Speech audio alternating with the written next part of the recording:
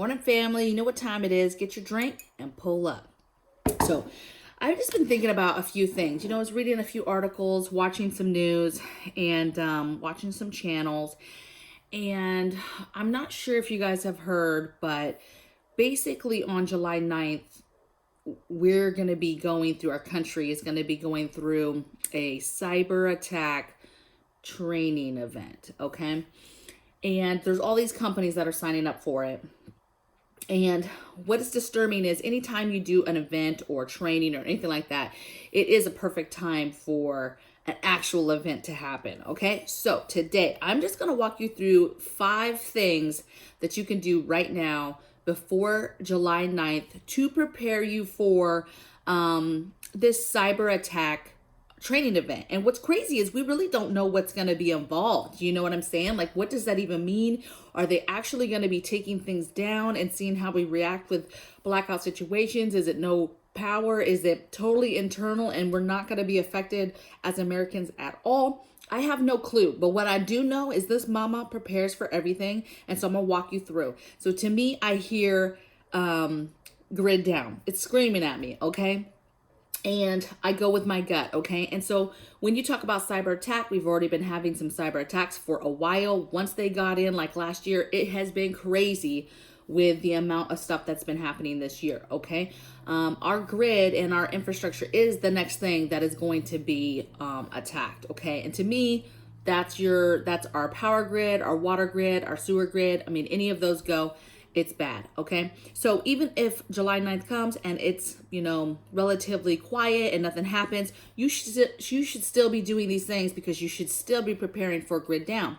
Like I said, it's gonna be a hot one this year, and power's going down, you guys. Rolling blackouts, cyber attacks, whatever it is, you need to do these 5 things and get on top of it. So let's run through it. Number 1, protect your food. So you need to be thinking right now, how are you protecting the food that you have in your home right now? And I'm not talking about defense tools right now, you guys. I'm talking about your fridge and your freezer.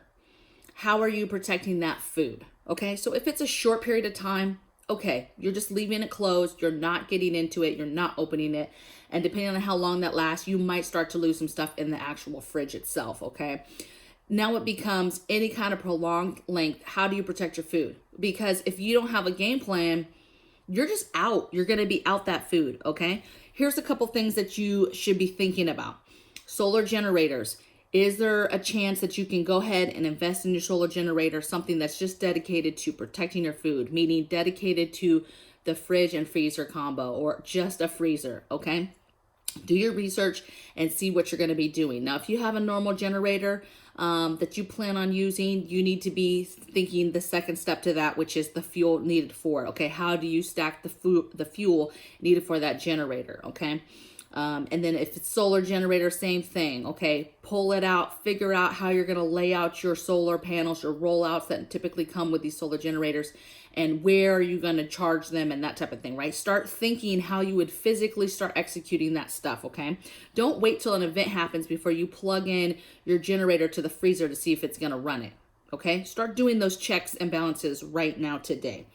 Number 2, you could start canning. So if you know you don't have a solar power situation, what's the second step to if you don't have a way to power that freezer? Eventually it's starting to go bad. So what is the plan for that food? Okay, you're going to can it. Okay, do you have a way to can food still in a grid down situation, meaning a big burner? You got propane, you got whatever, but you have a way to can food still after grid down. So you're going to can it. Maybe you're going to throw it on cook off as much as you can on the barbecuer or a smoker. Again, second level, what are the fuels? Do you have the fuels for those said items, okay? All right, so that's enough. Number 1 was protect your food. Figure out how you're going to protect your food, and then get your game plan together for that and get the things that you need. Okay, number 2, stack food. So remember, you should always be stacking canned food, right? Stuff that's going to be shelf stable and last you a very long time, okay? So you should be moving forward. You should be taking inventories, seeing what food you have, figuring out that you have enough food when you have to transition to canned items, okay? Shelf stable stuff. So just stack. Okay, number 3 is just get your water. So again, we're talking about cyber attacks. We're talking about grid down. Something that could be easily attacked is the water system. Okay, and so you have to have a way of having water in your home right now. So you need to get your water containers. You need to be filling them up now, putting the treatment in, and getting them in your home. Whatever you can do, do it. If you could only, get those little 5-gallon containers from a store, one at a time, whatever, get that, fill it up, put it in a corner, and then do that every payday. Whatever you need to do, but you need to get as much water in your home as soon as possible, okay? All right, number 4 is alternate cooking. Okay, very easy. Figure out now, grid down, whether it's a training event, whether it's a real event, how are you cooking your food, okay? Very simple. A lot of people own a barbecuer or have a smoker, okay? If you've got a barbecuer outside, let's say, what's the fuel for it? Pick up a few more bags of charcoal. Pick up 3 bags, 4 bags. Throw them in the garage. If it's propane, okay, fill the propane tank. Okay, maybe go get another 20-pounder and fill that up and have it off to the side, okay? You've got to be stacking your fuel so you're not having to run out like a crazy person to try to find fuel to run these things, okay? So figure out how you're gonna cook and get that fuel. If you don't have a barbecuer, you need to be buying a camp stove at a minimum that maybe takes propane or charcoal. They have pop-up type stand cooking sources that take all types of stuff, alcohol, sterno burners, they take the turbojet burners, they take you can light own little stick fire under them. They take propane, kerosene. I mean, there's just not kerosene, but they take all types of fuels, okay? And there's all types of little stoves, okay? So figure out what you're going to cook your food in, and then make sure that you have the appropriate pans to do so. And then what I would suggest right now is meal plan. Figure out if the grid went down. Let's just say we didn't have power for 7 days. Just think in your head what you would actually cook for those 7 days. Okay, I would take this can of black beans. I would take a can of corn and a can of this chicken, and I would put it in a pot and heat it all up at once, and that would be dinner. Okay, that's all you're doing is figuring out mentally what are you going to cook from your canned goods. Okay. How are you going to cook the basics we talk about all the time? We talk about rice and beans. Have you ever cooked rice and beans? And have you ever cooked rice and beans over fire? That's what you need to make sure that you know how to do. Get your alternate source, get your correct pan, and just boil some rice and see if you can make rice, okay? And how fast it takes to do your beans, okay? Are you soaking them or are you not soaking them? I mean, that makes a huge difference on cook time. So just figure out how to do this stuff, not using your traditional cooking methods, okay? Last one, number 5, inventory and stack up if you don't have it. So basically you're gonna pull out all your grid down items. You're pulling out your batteries, your flashlights, your lanterns, all those things, and you're just double checking them. You're checking your battery count. You're making sure you have the right batteries for different things, okay?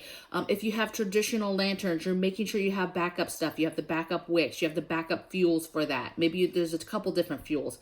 But figure out now what you have and what you need in case of a grid down, cyber attack. We don't have something for a little bit, and make sure you're ready to go, okay?